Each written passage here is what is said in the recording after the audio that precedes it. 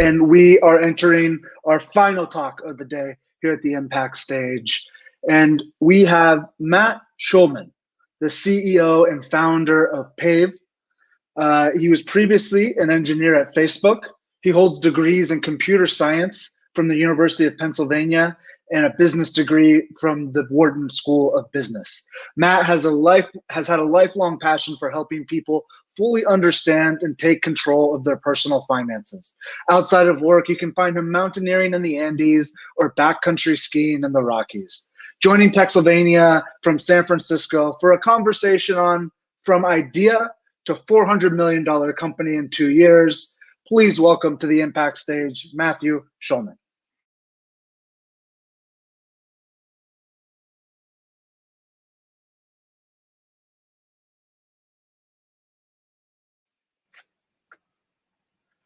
Hey, Matt, welcome. Hey, Trevor. How you doing? I'm doing well. How are you? Doing pretty well, thanks. So we're so excited to have you here at Texylvania today. And before we start, have you ever considered using Romanian lei as your currency? Because you could be $1 billion or $1 billion lei company.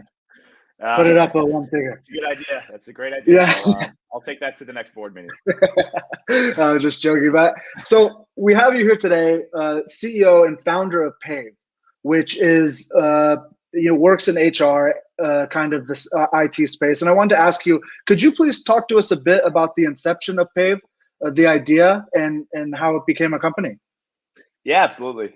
So in a former life, I was a software engineer at Facebook, and I quit. I definitely had some entrepreneurial ambitions a little over 2 years ago, so summer of 2019, and started just talking with a ton of people in San Francisco, VPs of people, CFOs, CEOs, whoever I could talk with and was willing to listen, and sort of discovered this pain point around confusion around stock options in particular at the time. A lot of VPs of people were lamenting about the fact that they give these equity grants to candidates who don't understand them, and it sort of just feels like this monopoly money type instrument. So they asked if I could help, and this is probably about 2 years ago, September, October-ish of 2019. And at the time, it was kind of just a narrow pain point around equity confusion. And the deeper I got into it, it sort of unveiled this entire discipline of compensation. And the deeper I got in, the more I realized how broken it was. So that was kind of the initial inspiration.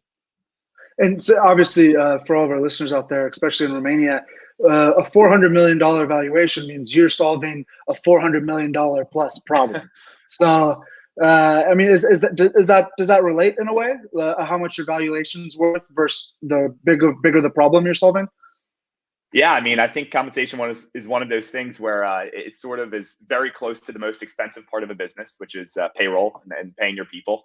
And it's also close to a very broken part of the business. I think it's kind of been compensation and payroll, things like that. It's been this finger in the air kind of opaque exercise for years upon years, if not decades. It's been very confusing to understand how to pay people, how to communicate it, how to keep them calibrated with the market. So yeah, I think it's a very painful and expensive problem for every company in the world. So I think the opportunity is global here. Which is a perfect segue to how does Pave solve that problem? Yeah, so there's a few things that we do. I guess there's really two aspects of our business. One is the data. So we kind of have this real-time feed of how much people are getting paid in the market. How much is a software engineer in San Francisco getting paid, or a VP in marketing in Philadelphia, whatever it is. So today we have about 1,200 companies who have integrated their HR systems, their ADPs, their Cartas, whatever their stack is, so that we can see in real time how much all their employees are getting paid. So that's what powers the first half of our business, which is all about the data. And then the second half of our business is different tools that help companies administer compensation, communicate it. So, a lot of companies have this merit cycle process where twice a year they'll go through a promotional cycle or a feedback cycle and recalibrate everyone's salary. And then you have to communicate out those decisions. So yeah, we have tools that basically help companies communicate and plan compensation. And then we have the data, like I was mentioning. And so I guess just to put this in layman's terms so I can understand it, so make sure I understand it correctly, is that basically companies sign up for Pave, they in a way give you the data and in return get back thousands of companies worth of data, so they're able to benchmark much better their compensation packages. Yeah, that's spot on. It's kind of this give to get model. The price to play is sharing your anonymized data. We then aggregate it. We have to classify every employee. We have to level them. We have kind of this machine learning process on the back end to understand, oh, this engineer based off the fact that he has this many years of experience and has this many direct reports and this title in the HR system. We think that he's a level 3 in our schema. And then we basically say, okay, here's what all level 3 engineers are making across the market. And is Pave, as of right now, I know it's still in the early stages. Is it meant for any size company at the moment, or is it more towards larger enterprises or smaller businesses? The core focus today, I'd say, is about 100 employees to about 1,500 employees. That's kind of the sweet spot. We do stretch a little bit in either direction.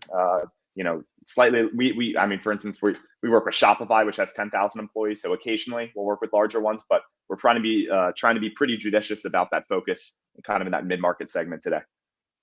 And so when you, I saw that you linked up with like ADP and these other kind of HR giants. How exactly do these bigger corporations leverage Pave to bring value to these existing corporations? As in like ADP, or as in like the customer stuff? Yeah, any of them.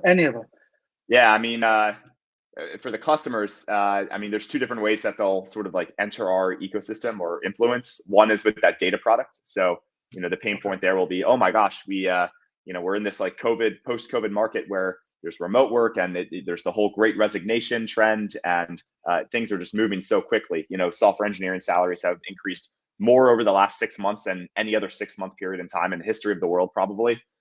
So, there's a lot of confusion about, hey, like, how much should I be paying my people? So that might be one pain point that brings them in the door. And then they get the data so that they can inform all of their kind of offer letter decisions, et cetera.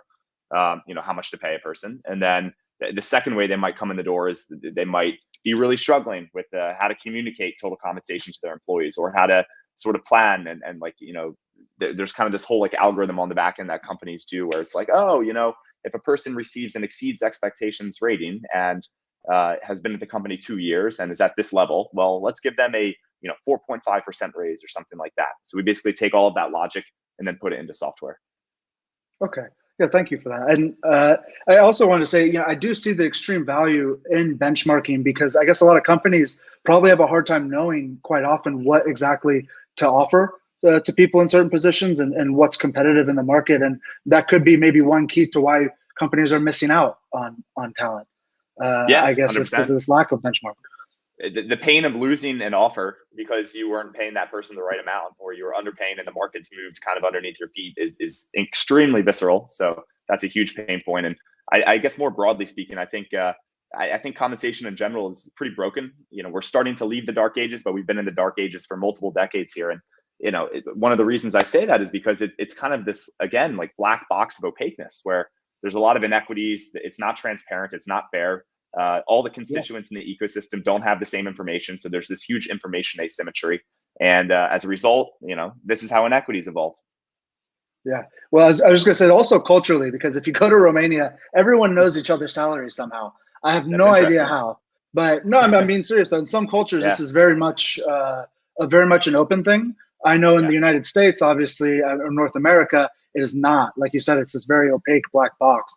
But I wanted to ask as well, is Pave right now all the data or for the use just in the United States, Canada, or are there Europe?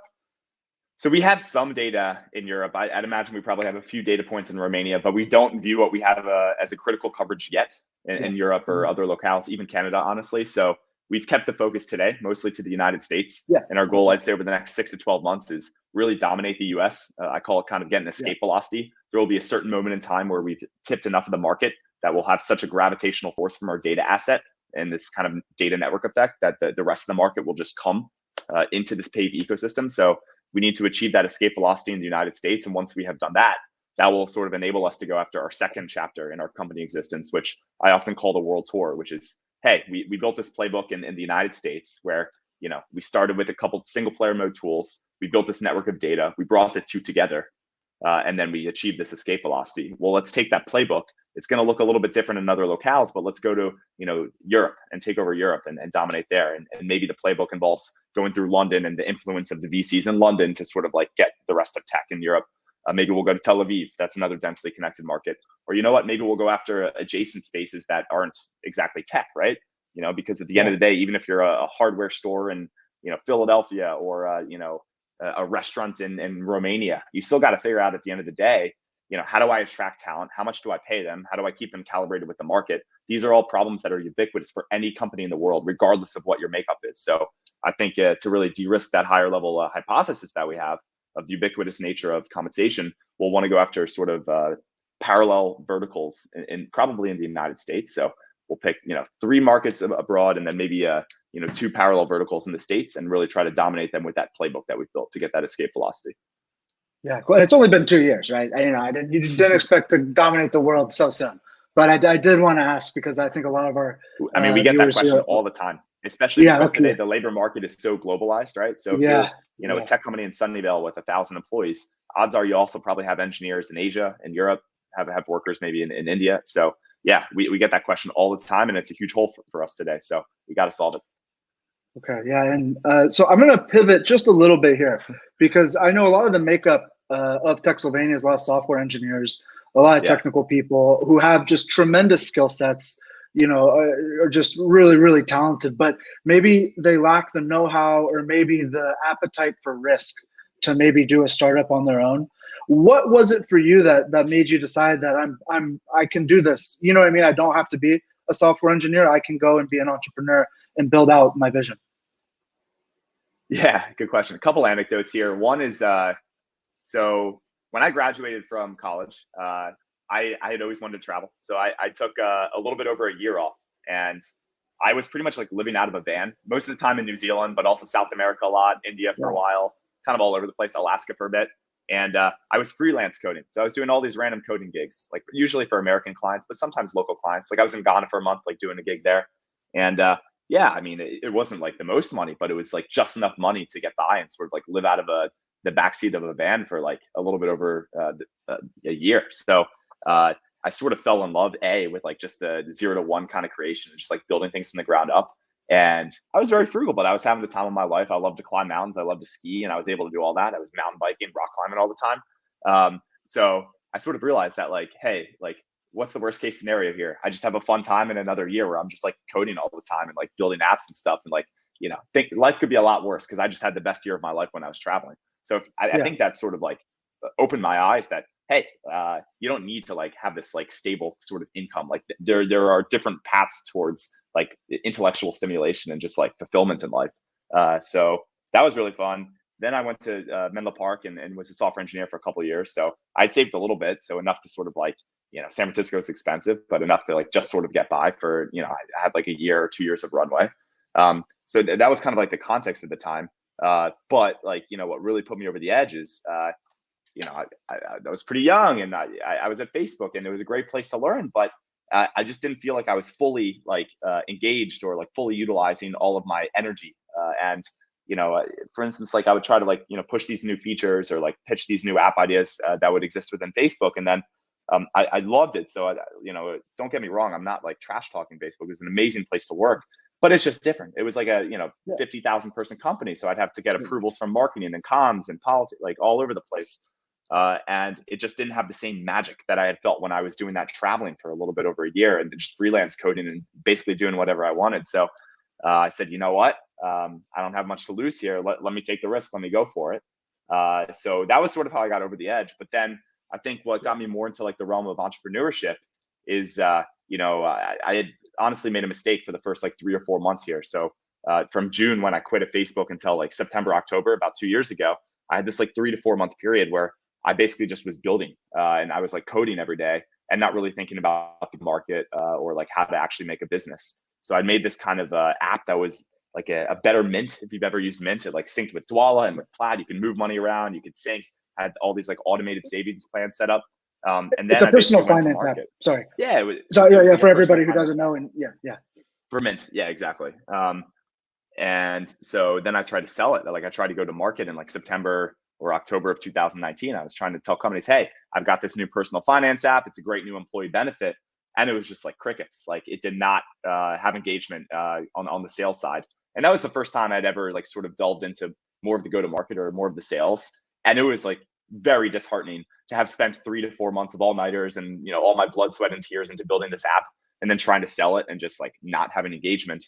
But like what they said is, Matt, like you're a little bit off the mark here, but you're pretty close to something that is truly top of mind, painful for us. And that is our confusion around stock options, as I was mentioning earlier. So at that point in time, I said, okay, let me like read a couple books about how to do a sale. So I read, the Challenger Sales Method, or a couple of these like classic sales books. And then I was like, all right, I'm going to try something new.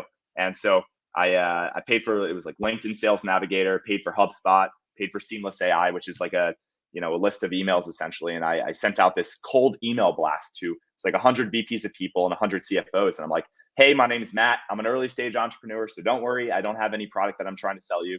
I've just empirically observed that stock options are confusing and stressful. And if this rings a bell with you, here's a Calendly link, and I'd love to hop on a call and learn more.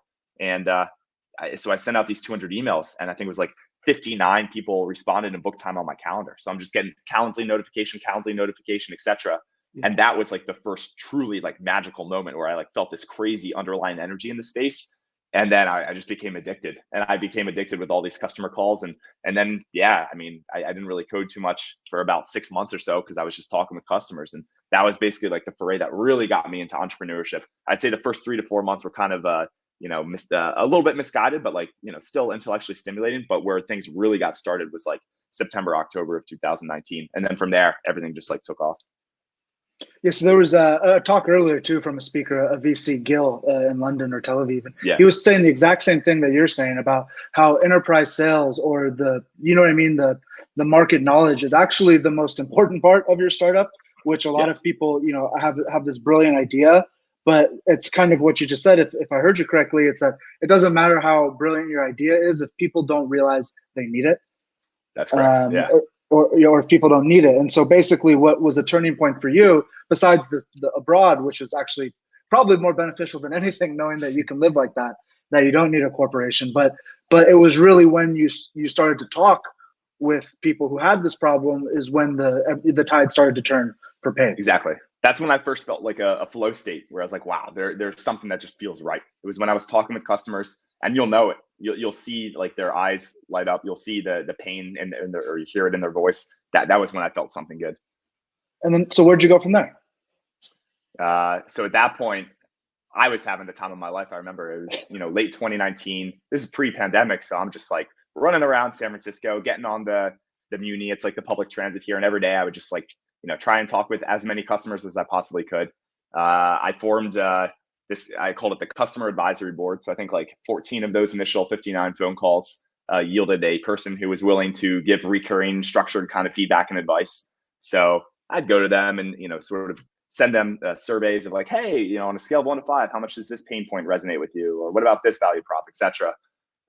And I'm an engineer. I'm not a really good designer, but I was starting to make some mocks in Figma saying, hey, like, if this product existed, like how much would you pay for it?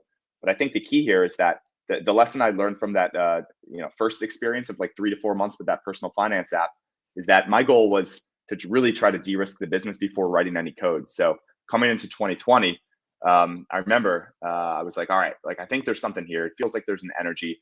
My goal is to get revenue in the door from customers before I write a line of code or before I raise $1 of VC money or hire an employee. Like I want to basically de-risk the business. That's like the truly non-deterministic and hand-wavy part of this. I want to get customers that are willing to pay money before the product even exists. And that's how I'm going to know that something is here. So, fast forward to about March of 2020, this is where it gets crazy because the pandemic comes into the world.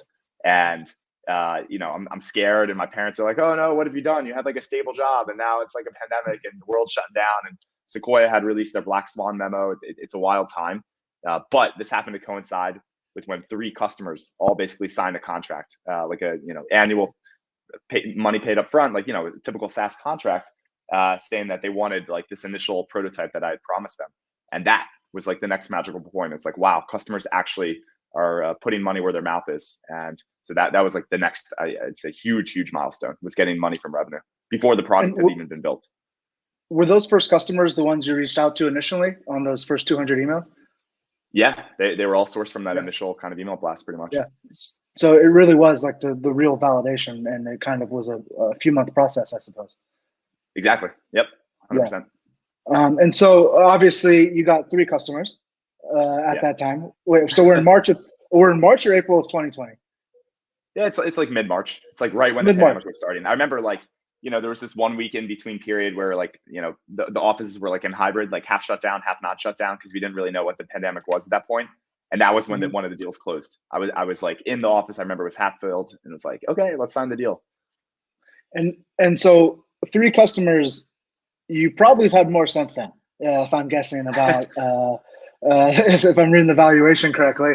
And Yeah. so can you talk us through how you go from getting 3 customers to be able to meet the needs of many customers, hundreds and thousands? Yeah. I mean, I think it was, I mean, a couple things. One is the pandemic started, and life kind of shut down, and I didn't really have anything to do. Nothing was going on, no parties, no ski trips, whatever. So I just worked pretty much like 7 days a week, probably like 120 hours. Like I was doing literally nothing except working, sleeping, and exercising. I think Y Combinator has this mantra where it's like, in the early days, you should only be talking to customers, coding, or exercising, or sleeping. If you're not doing one of Okay. those things, you're probably like doing something wrong. That was probably like my mantra for a few months there. So the world shuts down. I start coding. I need to build this like initial prototype that I'd promised these customers. We then roll it out, and the initial feedback is quite good. So we're seeing kind of this like, sign of like magical engagement, which is great. At that point, I'd raised a little bit of money, enough to hire a few people. So we had a team of like 5. This is like May or June of last year. We were then going through Y Combinator last summer. And then at that point in time, I think that's when the whole kind of inspiration around the data aspect of our business started to really come into fruition. So, the context here is we're like 4 or 5 months into the pandemic, and these customers are looking at these like static kind of data sets that sort of are, sort of describing like how much a software engineer gets paid or whatever they're looking for. And, the data sets were pretty much from the end of 2019, and the labor market in March had dropped. The public markets came back in April, but then companies went through layoffs. It's just this crazy flux period. So nobody knows how much to pay their people. So they start coming to me. They're like, Matt, you're the supposed, compensation guru. How much should I be paying this software engineer or whatever? And I said, look, I only have like, at this point, like 5, 6 customers. I mean, we'd signed a few more customers, but yeah, I didn't have a critical coverage. But it was sort of this pull from the market that led to this revelation of, oh my gosh, compensation is an offline world right now. If we can get enough companies to integrate their HR systems, their cap tables, we can build this online ecosystem where we can see what the market is getting paid in real time.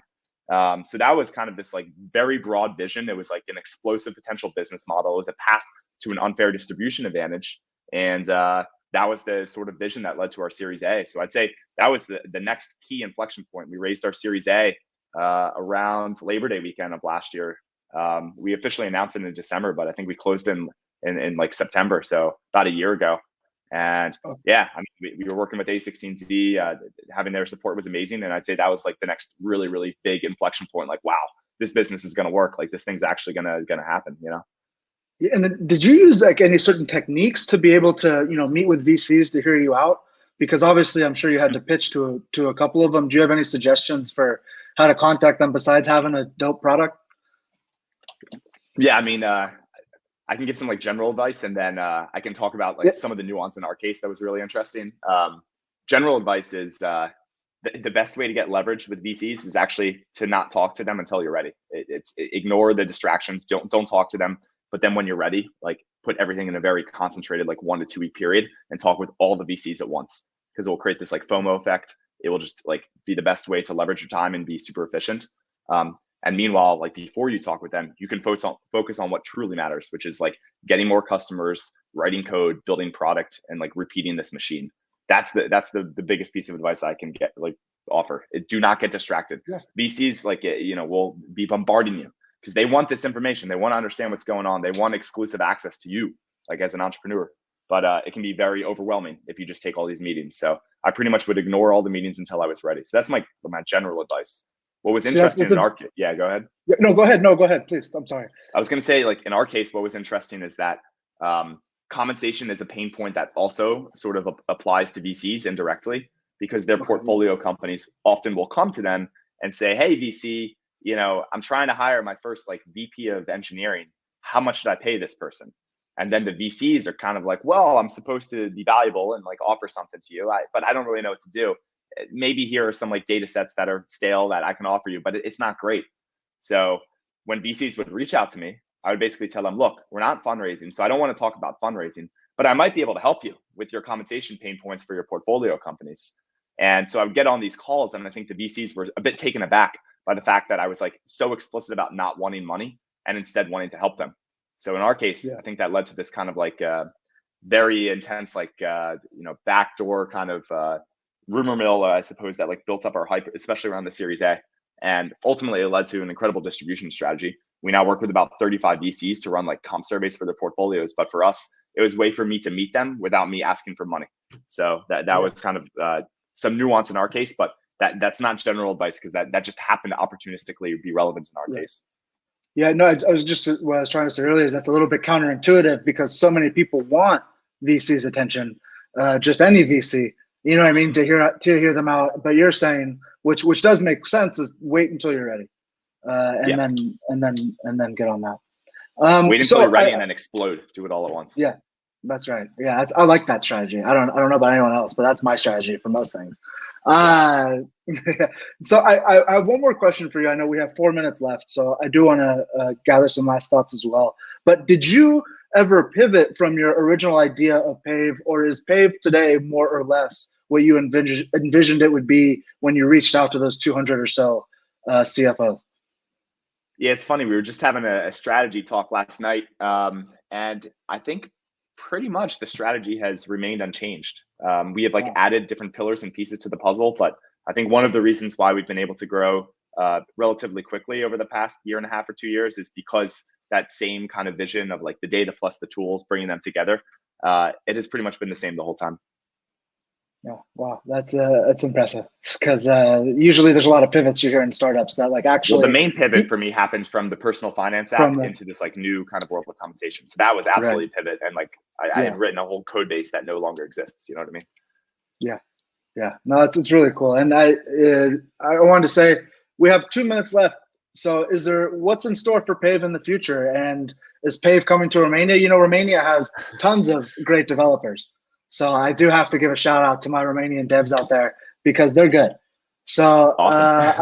I wanted to ask, like, so do you plan on expanding? Do you have any plans in the near future? What's next for Pave? Yeah, no, absolutely. I sort of alluded to this before, but from a business standpoint, we want to win the USA tech market and ensure that we have that data density, so that we have that long run defensibility from that network effective data. And then once we feel like we have won that initial market, absolutely, it will be to the races to go after all the other markets in the world. And Romania definitely will be part of the European playbook. So 100% intend to go there.